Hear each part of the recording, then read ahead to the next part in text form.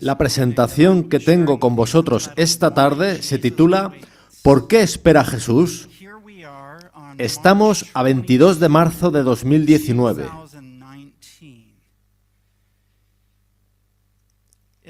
Se hace difícil de creer que, como pueblo, estamos aquí desde 1844. Son 175 años. Los pioneros que estaban vivos el 22 de octubre de 1844 seguramente no habrían jamás imaginado que nosotros estaríamos aquí, en este planeta, 175 años más tarde. Necesitamos preguntarnos por qué está esperando Jesús y por qué, como adventistas del séptimo día, estamos aún aquí, cuando se nos ha dado la comisión de llevar el Evangelio a toda nación, linaje, lengua y pueblo. Quisiera que fueseis a Mateo 25. Se trata de una parábola muy conocida, en la que Jesús profetiza que verdaderamente habría una demora justo antes de su segunda venida. En Mateo 25, del 1 al 6, leemos esta poderosa parábola en la que Jesús describe la condición de los adventistas del séptimo día justo antes de su regreso. El versículo 1 dice: «Entonces el reino de los cielos será semejante a 10 vírgenes que, tomando sus lámparas, salieron a recibir al esposo». Es obvio que Jesús está hablando aquí de su iglesia, descrita como una virgen, o más bien 10 vírgenes, pues esa iglesia está compuesta por más de una persona. Se trata de una iglesia pura. Llevan sus lámparas, lo que significa que tienen la Biblia, que creen en las Escrituras, y a partir de su estudio de las Escrituras, prevén que el esposo Jesús viene de nuevo. Por tanto, creen en el segundo advenimiento, son adventistas del séptimo día. En los siguientes versículos vemos que unas son prudentes, tienen el Espíritu Santo, y otras insensatas, no lo tienen. Las prudentes están convertidas, las insensatas no. Básicamente lo entendemos, pero fijaos en el versículo 5. «Y tardándose el esposo, cabecearon todas y se durmieron». En el original la palabra griega para tardándose es kronizo, la cual tiene el sentido de demora. De modo que en esta parábola Jesús verdaderamente profetiza que habrá una demora antes de su venida y que su iglesia estará dormida.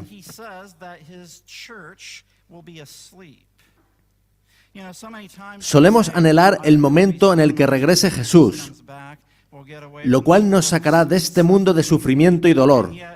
Sin embargo, no solemos mirar al asunto desde la perspectiva de Dios, considerando que quizás seamos nosotros quienes le estamos demorando a Él.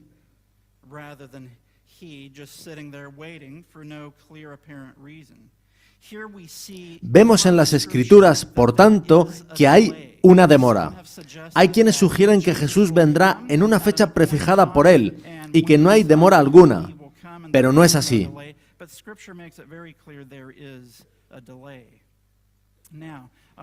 Quisiera ahora que fueseis a Santiago 5, 7 y 8, donde se nos dice muy claramente a qué está esperando Jesús.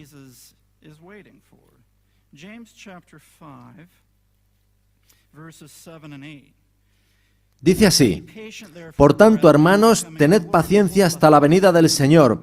Mirad cómo el labrador espera el precioso fruto de la tierra, aguardando con paciencia hasta que reciba la lluvia temprana y la tardía.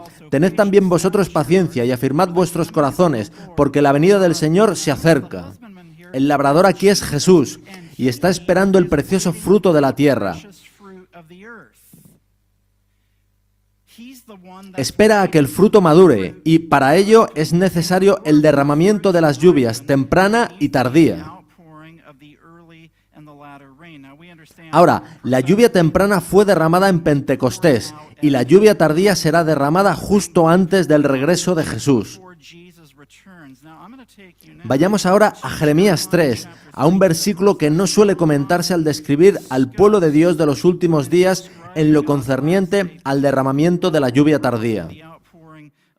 En Jeremías 3:1 leemos: dicen, si alguno dejare a su mujer y yéndose ésta de él se juntare a otro hombre, ¿volverá a ella más? ¿No será tal tierra del todo amancillada? Tú pues has fornicado con muchos amigos, mas vuélvete a mí, dice Jehová. Así que Dios les dice que profesan seguirlo, pero que realmente están en el mundo, como una prostituta. Y Dios les dice que regresen a Él.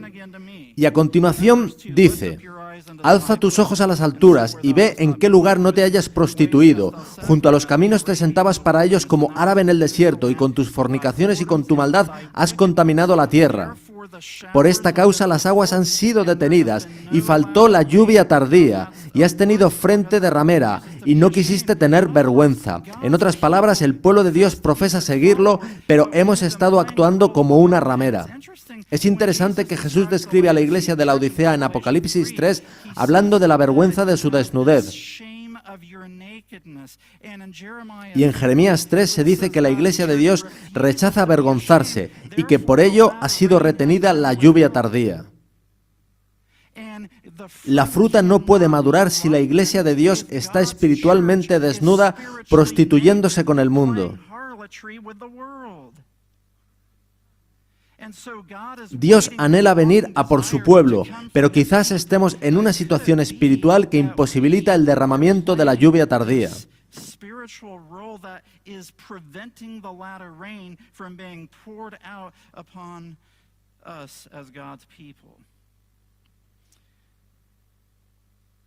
Veamos ahora algunas citas que claramente describen esta demora. La primera está en Testimonios para la Iglesia, volumen 6, página 450, y dice así: si el propósito de Dios de dar al mundo el mensaje de misericordia hubiese sido llevado a cabo por su pueblo, Cristo habría venido ya a la tierra y los santos habrían recibido su bienvenida en la ciudad de Dios.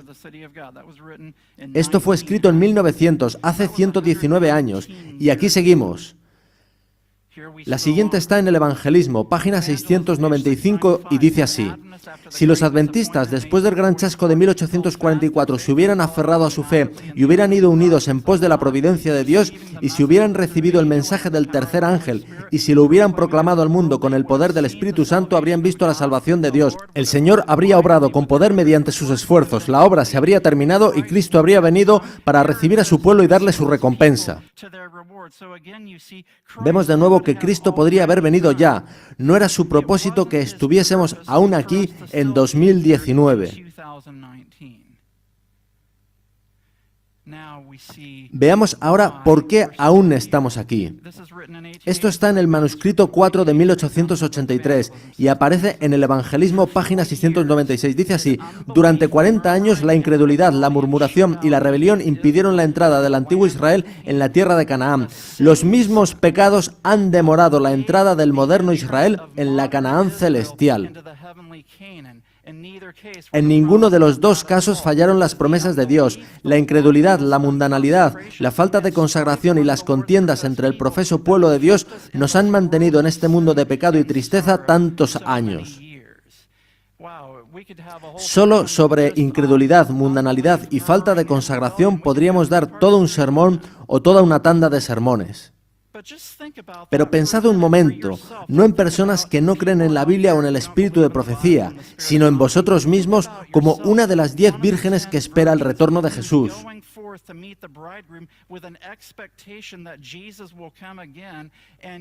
Y que, sin embargo, sea vuestra incredulidad en las promesas de Dios, junto con vuestras murmuraciones y rebeliones, lo que está contribuyendo a la demora en la venida de Jesús.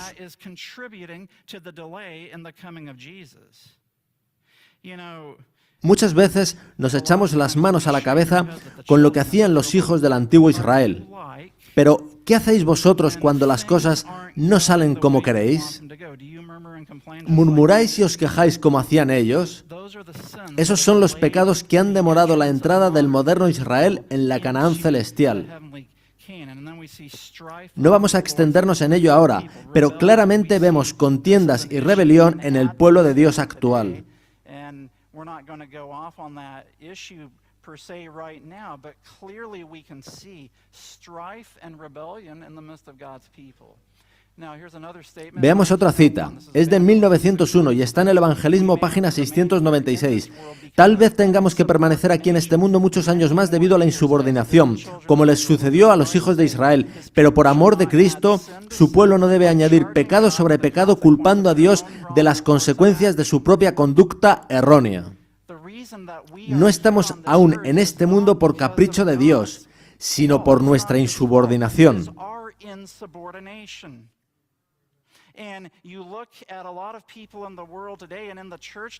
Muchas personas en la iglesia ponen su conciencia personal por encima de lo que dice la Biblia. Sitúan su opinión por encima de la palabra de Dios y actúan según su propia lógica. Es ese tipo de mentalidad el que nos está reteniendo como pueblo en este mundo por tantos años.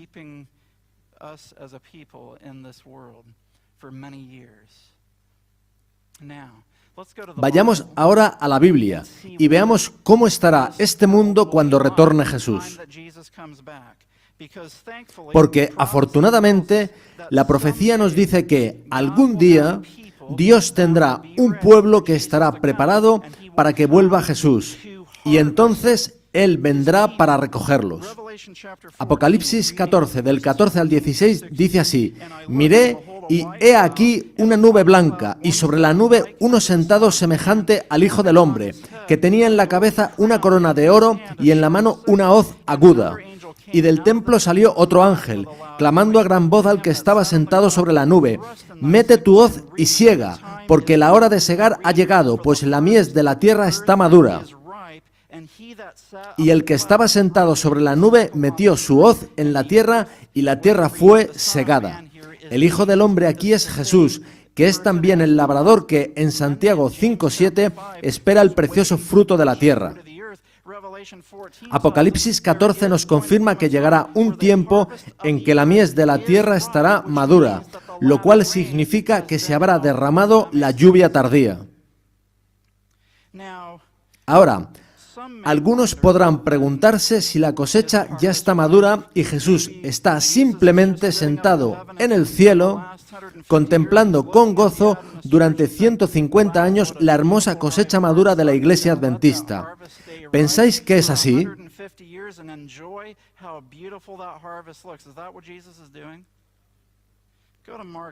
Id por favor a Marcos 4, 28 y 29, donde se describe qué es lo que sucede en el tiempo de la cosecha.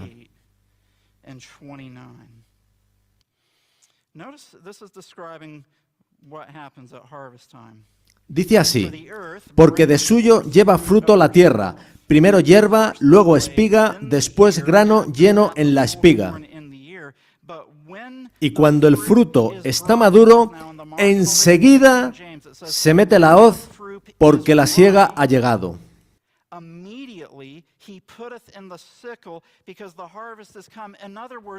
En otras palabras, en cuanto haya una cosecha madura, Jesús no esperará más. Inmediatamente meterá la hoz y recogerá el fruto maduro, pues se habrá derramado la lluvia tardía. Y en Hechos 5:32 se dice que se da el Espíritu Santo a los que le obedecen. Y me asombra que la obediencia se ha convertido en una connotación negativa en la Iglesia de Dios de hoy en día. El diablo sabe que la obediencia de corazones dispuestos y amorosos es lo que permitirá a Dios derramar la lluvia tardía para la maduración de una cosecha. Dios no va a derramar la lluvia tardía sobre fruta desobediente. Dios va a derramar el Espíritu Santo sobre los que le obedecen.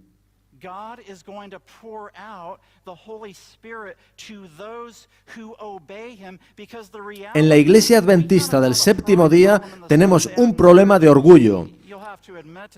Muchos quieren ser centros de influencia. Quieren conducir la corriente y fijar la agenda. Quieren estar en el círculo de influencia.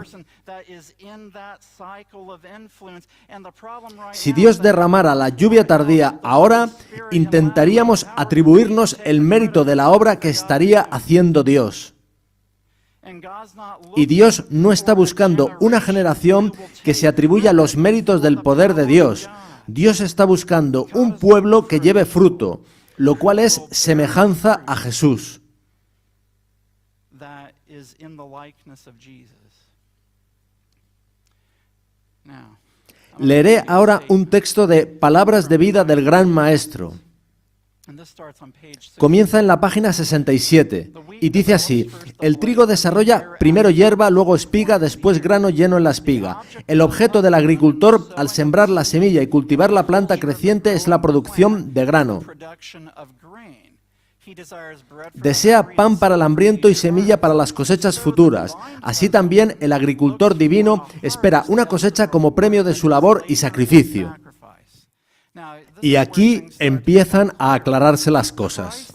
Cristo está tratando de reproducirse a sí mismo en el corazón de los hombres. right there. Voy a parar ahí. Not simply Fijaos que no es simplemente reflejar quién es Él, es reproducirse a sí mismo. Hay una diferencia. A veces oigo decir que la reproducción del carácter de Cristo es como la luna reflejando la luz del sol. No enseña eso la Biblia, os lo mostraré. show you that, and that's Y no es lo que dice esta cita. Christ is seeking Cristo está tratando de reproducirse a sí mismo en el corazón de los hombres, y esto lo hace mediante los que creen en Él. believe in him. Now let me say this. Ahora, If you dejadme do deciros not esto: believe si no that creéis que Christ Cristo can puede reproduce reproducirse a sí mismo en vosotros, no sucederá. There must be a belief Debe haber and fe en que Cristo realmente puede reproducir su carácter en ti. in you. La cita termina diciendo lo siguiente: el objeto de la vida cristiana es llevar fruto, la reproducción del carácter de Cristo en el creyente, para que ese mismo carácter pueda reproducirse en otros. Daos cuenta de que la reproducción del carácter de Cristo no es simplemente dejar de hacer cosas malas. Voy a dejar de hacer esto y de comer eso y de ver aquello.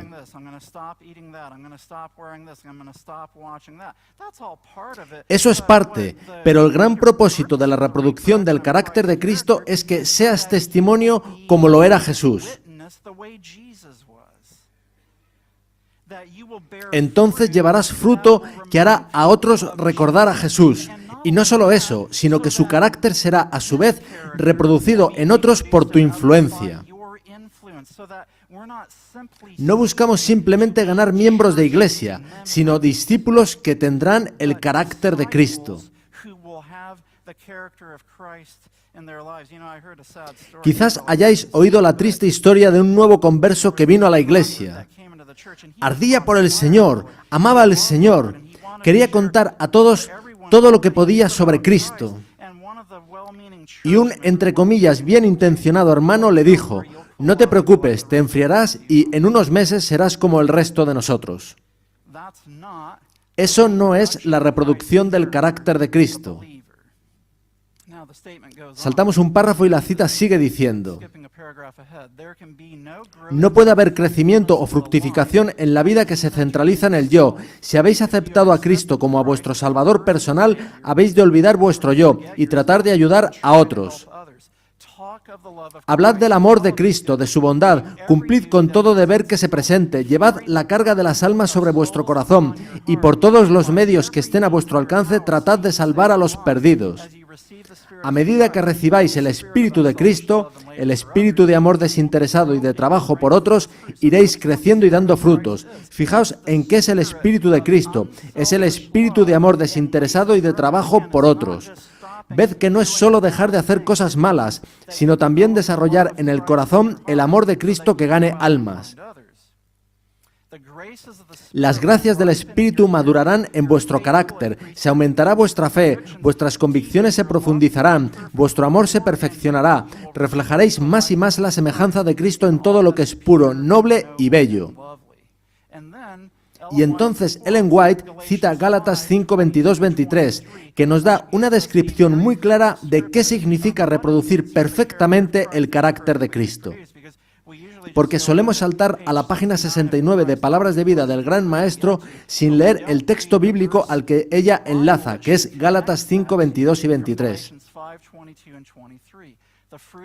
El fruto del Espíritu es amor, gozo, paz, paciencia, benignidad, bondad, fe, mansedumbre, templanza. What I'm going to say next Quisiera comentar ahora algo sobre lo que suele llamarse adventismo conservador, si queréis usar ese término. A veces, ese llamado adventismo conservador puede pensar que, si enseña la teología correcta de la Biblia y el espíritu de profecía, Dios pasará por alto una actitud avasalladora e irritante, como de un elefante en la cacharrería, para tratar de imponer la verdad a toda costa. Con eso la gente se apaga, por mucho que se piense que se ha hecho lo correcto, que se ha compartido la verdad y que luego ellos la rechazaron. Muchos se preguntan por qué no ha vuelto Jesús, y es porque no hay mansedumbre, ni gozo, ni amor, ni paz. A veces no tenemos ese amor y ese gozo. A veces solo sabemos estar tristes. Y nos preguntamos por qué no ha vuelto Jesús. Imagino que Él mirará para abajo y dirá: ¿son estos los que profesan tener los mensajes de los 3 ángeles? Pero si hoy están de nuevo en plan gruñón. Tienen otro mal día, murmurando y quejándose, como el antiguo Israel. No aman a sus enemigos, ni oran por los que los tratan mal.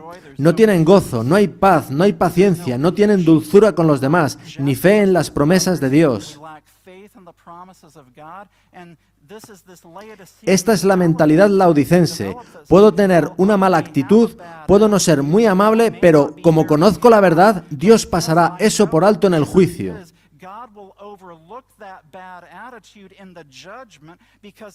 Pues di la verdad a la gente para que conocieran lo que dicen la Biblia y el espíritu de profecía.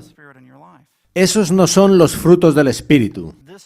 La cita sigue así: este fruto nunca puede perecer, sino que producirá una cosecha, según su género, para vida eterna. Y a continuación dice lo siguiente: cuando el fruto fuere producido, luego se mete la hoz, porque la siega es llegada. De modo que el fruto producirá una cosecha, una generación de adventistas que tendrán amor, gozo, paz, paciencia, benignidad, bondad, fe, mansedumbre y templanza. Eso es lo que Dios está buscando. Cristo espera con un deseo anhelante la manifestación de sí mismo en su iglesia. Eso quiere decir que Él no ve amor, gozo, paz, paciencia, benignidad, bondad, fe, mansedumbre y templanza. Quizá haya frutos esporádicos, pero Él no ve la foto completa en nuestros corazones, y no puedes decir que vas a tener unos frutos concretos del Espíritu. Vienen todos juntos. Cristo espera con un deseo anhelante la manifestación de sí mismo en su iglesia. Cuando el carácter de Cristo sea perfectamente reproducido en su pueblo, entonces vendrá Él para reclamarlos como suyos. En otras palabras, cuando el carácter de Cristo, tal y como se describe en Gálatas, amor, gozo, paz, paciencia, benignidad, bondad, fe, mansedumbre y templanza, sea la experiencia del pueblo de Dios, Él vendrá para reclamarlos como suyos. Dejemos las excusas por la falta de fe. Dejemos las excusas por no amar a nuestros enemigos. Dejemos las excusas por ser gruñones y perder los nervios, y por no tener paciencia, ni mansedumbre, ni dulzura. Todo eso es evidencia de falta de fe en las promesas de Dios de que Él puede liberarnos de toda tendencia al mal.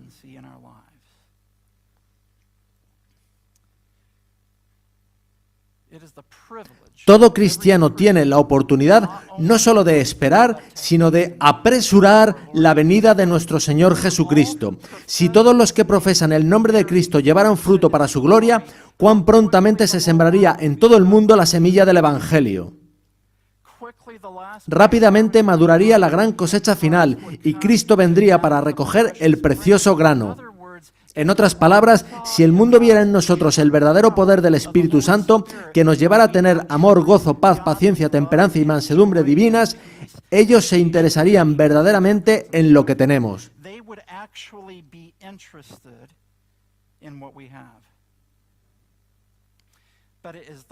Pero es la mundanalidad, la incredulidad, las contiendas y la falta de consagración entre el pueblo de Dios lo que nos ha mantenido en este mundo. Si algunas personas vinieran a nuestras juntas de iglesia, se preguntarían: ¿por qué habría yo de unirme a esta iglesia? ¿Por qué querría yo dejar todo lo que tengo, incluyendo mi trabajo por guardar el sábado, para unirme a esta iglesia en la que están todos peleados?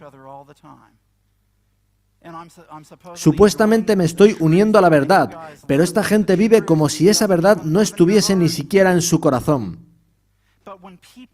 Pero cuando la gente vea la verdad viviendo en nosotros por la gracia de Jesús, esto producirá una cosecha que crecerá rápidamente. Así lo confirman las citas que hemos leído.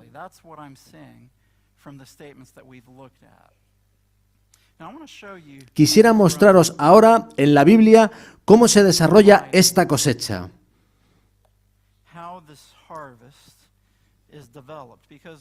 Porque vemos que hay una demora, eso es innegable, Jesús así lo dijo.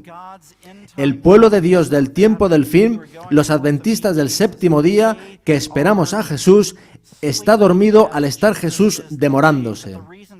Pero la razón de la demora está en nosotros, no en Dios. No hemos recibido la lluvia tardía porque estamos vagando con un pie en la iglesia y otro en el mundo.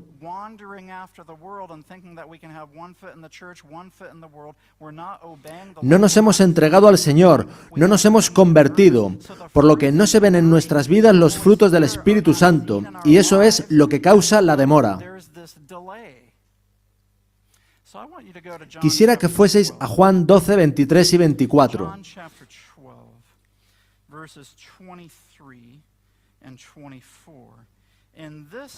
Este texto muestra cómo se desarrolla la cosecha. Una cosecha, típicamente la describimos como de trigo, no se desarrolla por casualidad.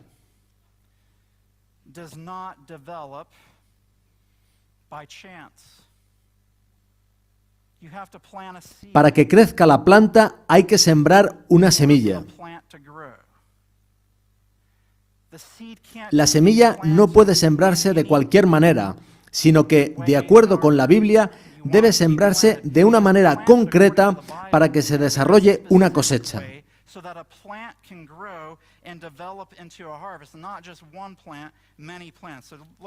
Leamos entonces Juan 12, 23 y 24. Jesús les respondió diciendo: ha llegado la hora para que el Hijo del Hombre sea glorificado.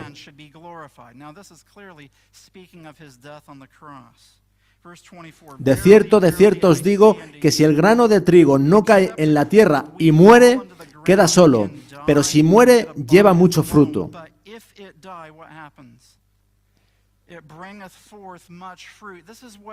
Jesús les dice que cuando muera en la cruz, Él será una semilla plantada en el campo. La vida perfecta de Jesús le permitió morir como un sacrificio perfecto, y Él promete que esa semilla plantada crecerá y dará mucho fruto.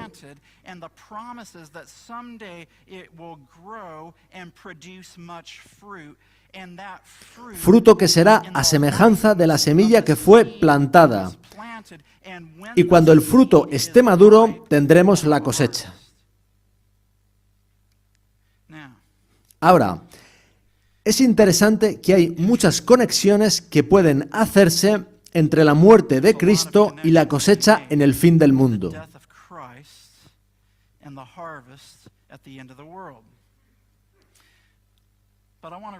Quiero leeros una cita de El deseado de todas las gentes, página 83. La conocemos, pero ¿cuántos de nosotros seguimos verdaderamente su consejo? Dice así: sería bueno que cada día dedicásemos una hora de reflexión, cada día, no cada semana o cada mes o cada año, a la contemplación de la vida de Cristo. Debiéramos tomarla punto por punto y dejar que la imaginación se posesione de cada escena, especialmente de las finales. Y mientras nos espaciemos así en su gran sacrificio por nosotros, nuestra confianza en Él será más constante, se reavivará nuestro amor y quedaremos más imbuidos de su espíritu. Si queremos ser salvos al fin, debemos aprender la lección de penitencia y humillación al pie de la cruz. Aquí se describe el proceso de salvación.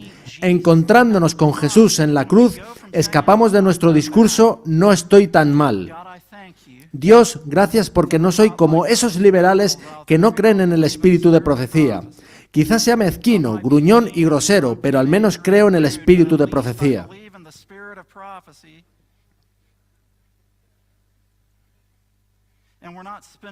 No dedicamos esa hora diaria de reflexión, de modo que cuando llegan las pruebas no somos como Jesús en la cruz, sino que somos nuestro peor egoísta y pecaminoso yo. Aunque conocemos cómo deberíamos ser, no estamos entregados porque no estamos dedicando tiempo con Jesús al pie de la cruz. El espíritu de profecía dice que cuando empleamos esa hora de reflexión, no por rutina, sino porque amamos al Señor, eso nos cambia.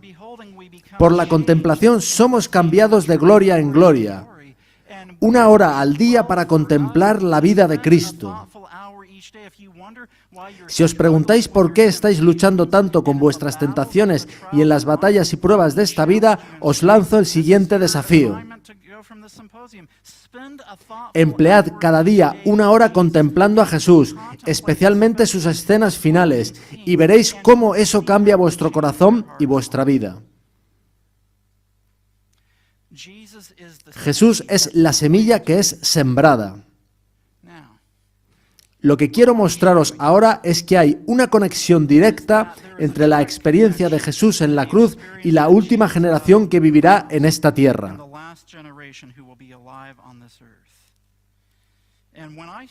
Yo llegué a comprender esto cuando estaba en Trinidad, en los 2 años que estuve allí como misionero.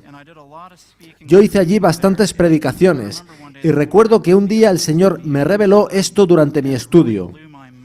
Aquello me impresionó y me proporcionó una clara comprensión bíblica sobre cómo será esa última generación y sobre cómo será posible.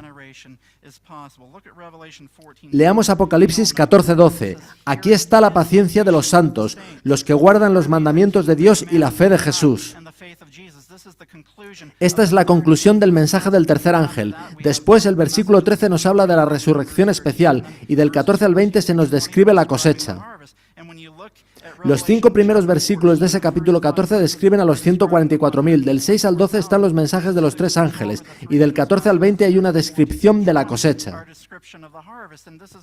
Los mensajes de los 3 ángeles, versículos del 6 al 12, producen los 144.000, que es la cosecha que viene a recoger Jesús cuando está totalmente madura.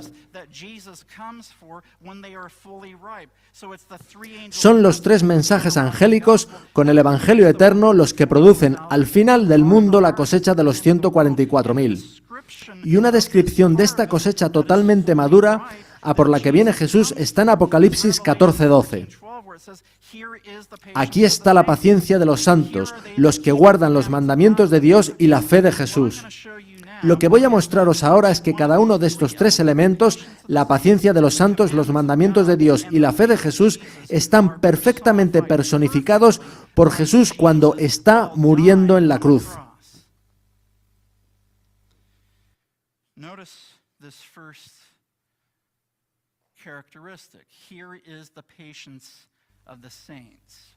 El primero de ellos, la paciencia de los santos, lo encontramos en Hebreos 12, 1 y 2, que dice así: Por tanto, nosotros también, teniendo en derredor nuestro tan grande nube de testigos, despojémonos de todo peso y del pecado que nos asedia, y corramos con paciencia. En griego es la misma palabra que en Apocalipsis 14:12.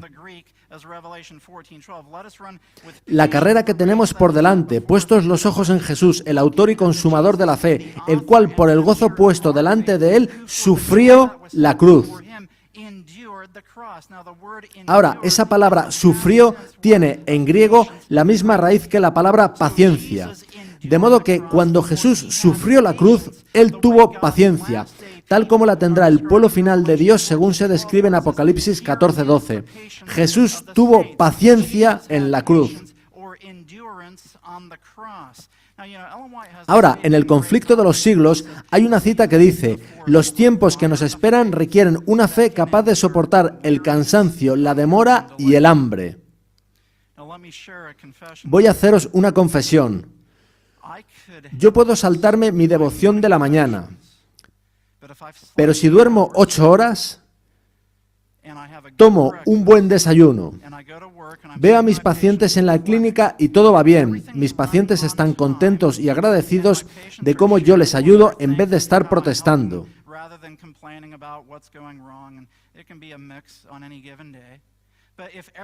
Si todo va perfecto, yo podría ser una persona muy agradable aun sin haber estado en conexión con el Señor esa mañana.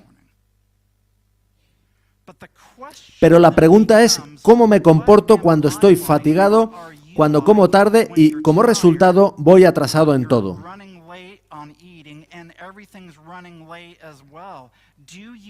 ¿Tendría aún la paciencia o el aguante que tuvo Jesús mientras colgaba de la cruz? Él estuvo una noche sin dormir. Fue golpeado, no había comido y, colgado en la cruz, decía, Padre, perdónalos porque no saben lo que hacen. La paciencia de los santos no es simplemente unas personas que son más o menos corteses cuando las cosas se complican un poco. No. Se trata de una generación de personas que han aprendido por experiencia, a través de las pruebas de fuego de la vida, a ser como Jesús mientras estaba colgado de la cruz. Jesús siembra la semilla en la cruz y dice, mi muerte producirá una cosecha de mucho fruto, a semejanza de la semilla ahora plantada.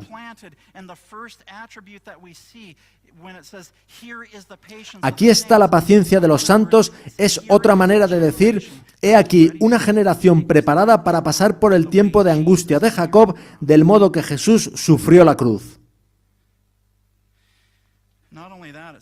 Pero no solo eso, también guardan los mandamientos de Dios.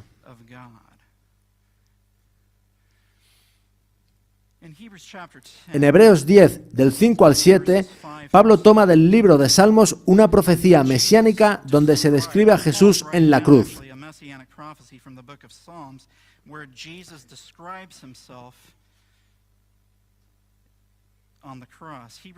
Dice así, por lo cual, entrando en el mundo dice, sacrificio y ofrenda no quisiste, mas me preparaste cuerpo, holocaustos y expiaciones por el pecado no te agradaron.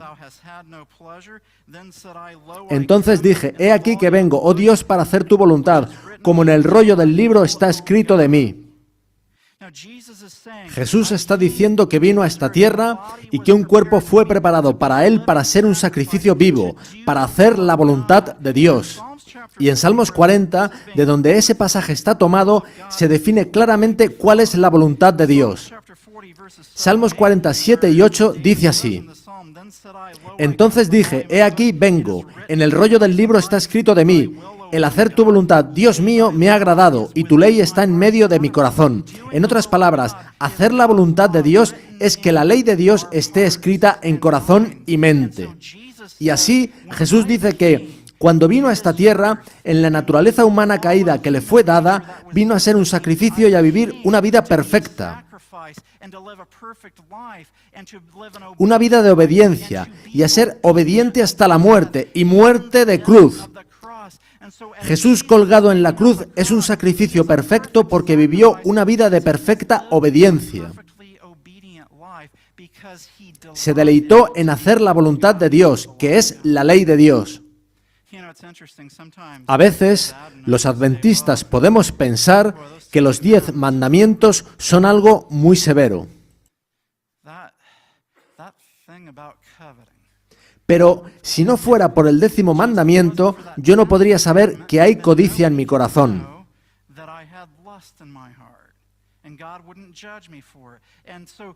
La ley no considera simplemente acciones externas, sino también motivaciones internas.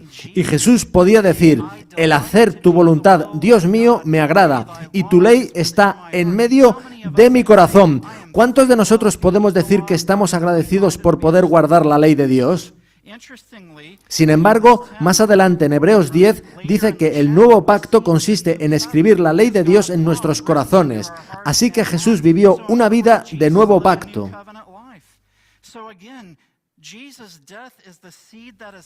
Vemos de nuevo que la muerte de Jesús es la semilla que es plantada para producir la cosecha de una generación que, además de tener la paciencia que tuvo Jesús en la cruz, vivirá en obediencia como lo hizo Jesús en la misma naturaleza humana que tenemos nosotros. in the same human nature that we have. Here is the patience of the Aquí está la paciencia de los santos. Here are they, Aquí están los que guardan los mandamientos de Dios. commandments of God. And the last one, Y el tercer aspecto es la fe de Jesús. Galatians 2:20, Gálatas 2:20 dice: con Cristo estoy juntamente crucificado, y ya no vivo yo, mas vive Cristo en mí. Y lo que ahora vivo en la carne, lo vivo en la fe del Hijo de Dios, el cual me amó y se entregó a sí mismo por mí. the faith of Jesus. Esa es la fe de Jesús. Cuando estoy crucificado con Cristo, Él entra y sale el pecado, y vivo con la fe de Jesús, pues Él vive en mí y por medio de mí. In my human flesh, I live by the faith of Jesus who is living in me and through me. In order to have Para tener la fe de Jesús, ha de haber una total muerte al yo, la cual ha de ser renovada diariamente.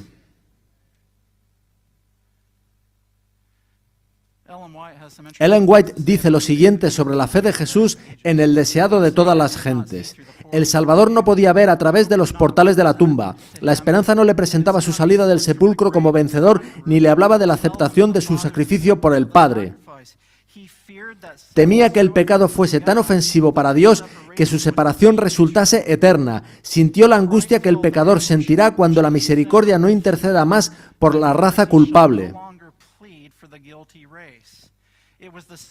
El sentido del pecado que atraía la ira del Padre sobre él como sustituto del hombre fue lo que hizo tan amarga la copa que bebía el Hijo de Dios y quebró su corazón. Humanamente hablando, cuando Cristo está colgado de la cruz, Él no puede ver más allá de su muerte. No siente que vaya a resucitar. Sus sentidos le dicen que todo está perdido. Nosotros, igualmente, muchas veces tenemos pruebas en las que no vemos la salida y no vemos cómo puede actuar Dios. Así se sentía Jesús en la cruz.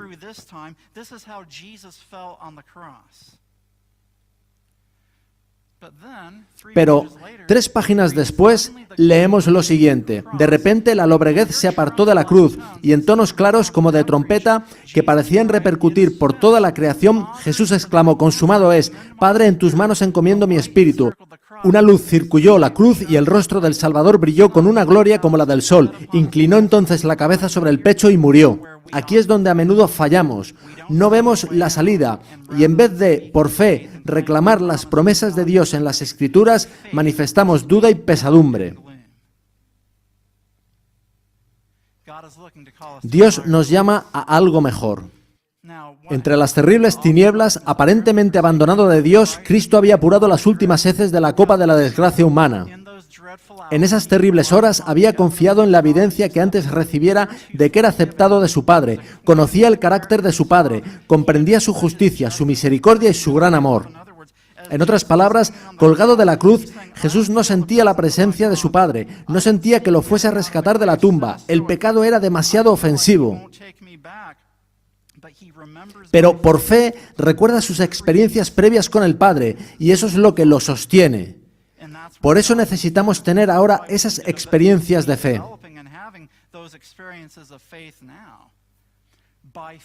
Fijaos que a continuación Ellen White deja claro que Jesús ejerció fe. Por la fe confió en aquel a quien había sido siempre su placer obedecer. Y mientras sumiso se confiaba a Dios, desapareció la sensación de haber perdido el favor de su Padre. Por la fe, Cristo venció. Hermanos, esto no fue una dificultad menor para Cristo. Literal y humanamente, Él no podía ver a través de los portales de la tumba. Cristo sintió la pérdida de la presencia de su Padre como nunca antes en su vida y como nunca lo hemos podido sentir nosotros.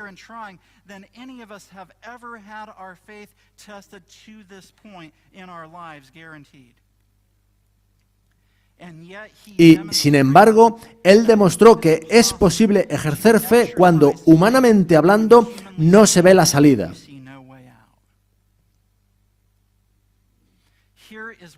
Esto es lo que hace tan poderoso el mensaje del tercer ángel. Apocalipsis 14:12, aquí está la paciencia de los santos, los que guardan los mandamientos de Dios y la fe de Jesús.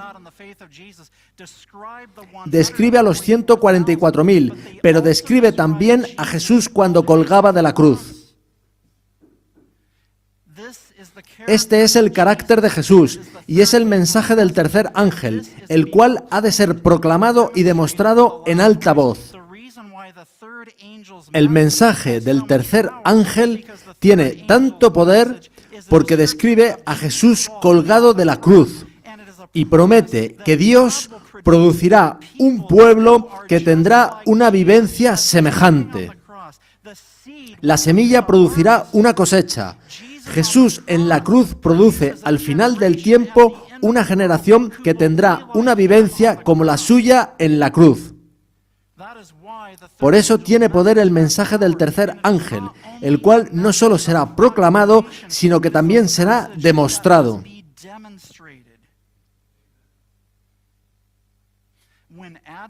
Cuando esta sea la experiencia en el adventismo, veremos el fuerte pregón de Apocalipsis 18. Apocalipsis 18:1 describe a un ángel descendiendo del cielo con gran poder y la tierra siendo iluminada con su gloria. Se trata de la gloria del carácter de Dios, al haberse derramado el Espíritu Santo sobre una generación de adventistas que, por fe, han aprendido a someterse al Señor. Tienen paciencia, obediencia y fe, siendo así a semejanza de Jesús, de modo que el mundo desea tener lo que ellos tienen. La tierra será iluminada con la gloria del carácter de Dios.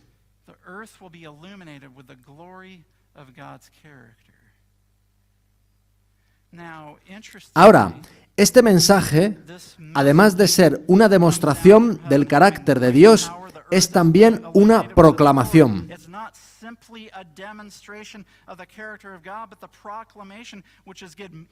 Y clamó con voz potente diciendo: ha caído la gran Babilonia, y se ha hecho habitación de demonios, y guarida de todo espíritu inmundo, y albergue de toda ave inmunda y aborrecible.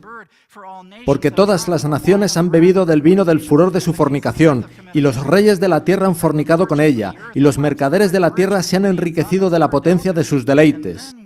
Y entonces dice lo siguiente: salid de ella, pueblo mío, para que no seáis partícipes de sus pecados, ni recibáis parte de sus plagas, porque sus pecados han llegado hasta el cielo. Hay una última generación de santos justos y hay una última generación de impíos cuyos pecados llegan hasta el cielo.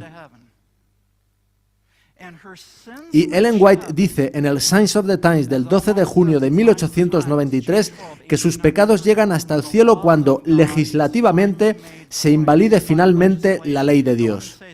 ¿Os dais cuenta de que Dios no está esperando a que el Papa y el presidente conspiren juntos para lanzar una ley dominical? Ni tampoco a que la ciudadanía norteamericana reclame una ley dominical.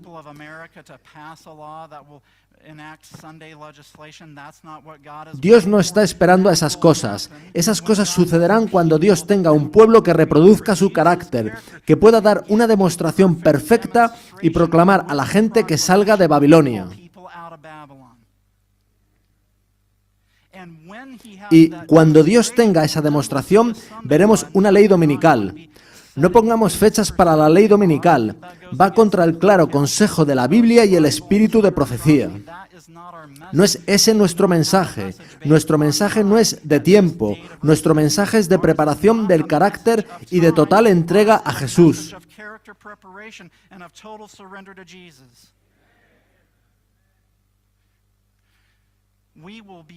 Seremos capaces de proclamar la caída final de Babilonia cuando nuestro carácter sea plenamente el de Jesús. La triste realidad es que, a veces, los adventistas del séptimo día proclamamos la caída de Babilonia con el carácter de Babilonia, y eso no funciona.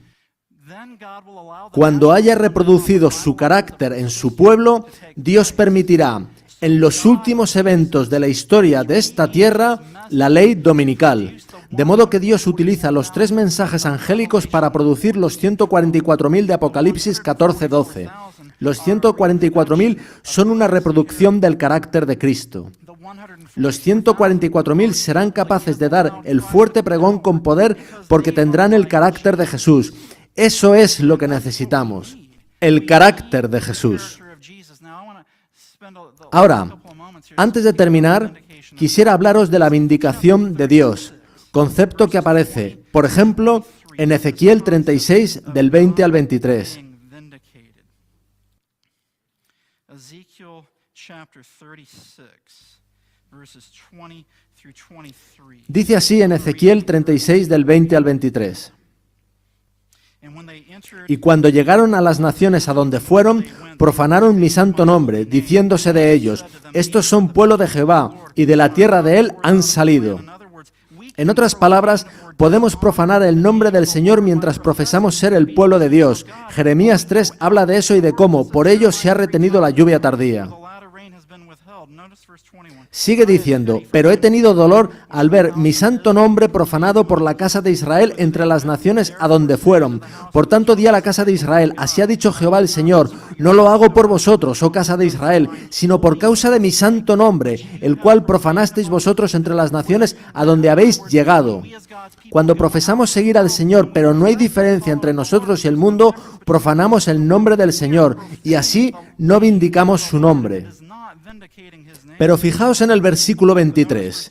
Y santificaré mi grande nombre, profanado entre las naciones, el cual profanasteis vosotros en medio de ellas.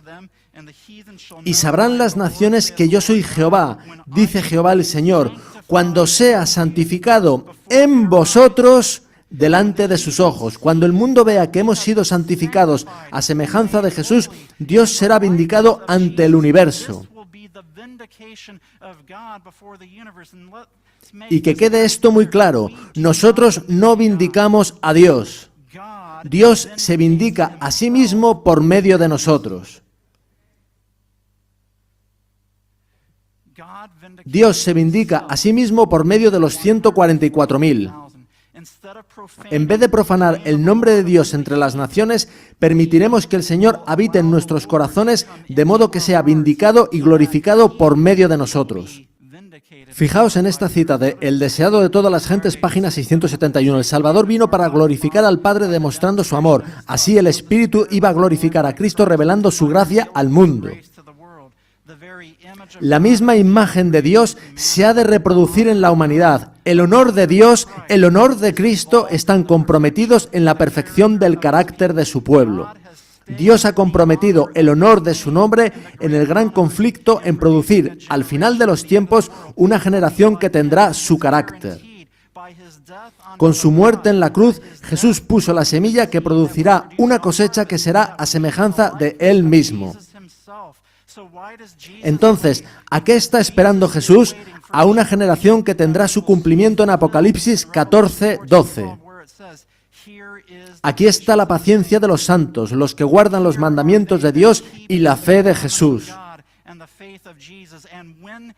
Cuando Jesús haya dicho eso desde el cielo, le habrá dado la vuelta al gran conflicto. Satanás, que era un ser perfecto, dijo, en un ambiente perfecto, que la ley de Dios no podía ser guardada, y Dios, por medio de los débiles de entre los débiles, la peor generación que jamás haya vivido, demuestra la falsedad del aserto.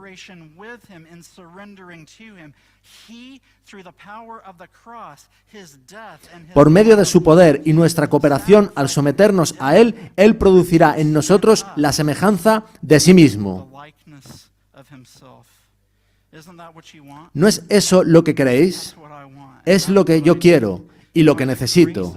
Y por la gracia de Dios, si somos crucificados con Cristo, será la realidad en nuestras vidas y Jesús vendrá a reclamarnos como suyos.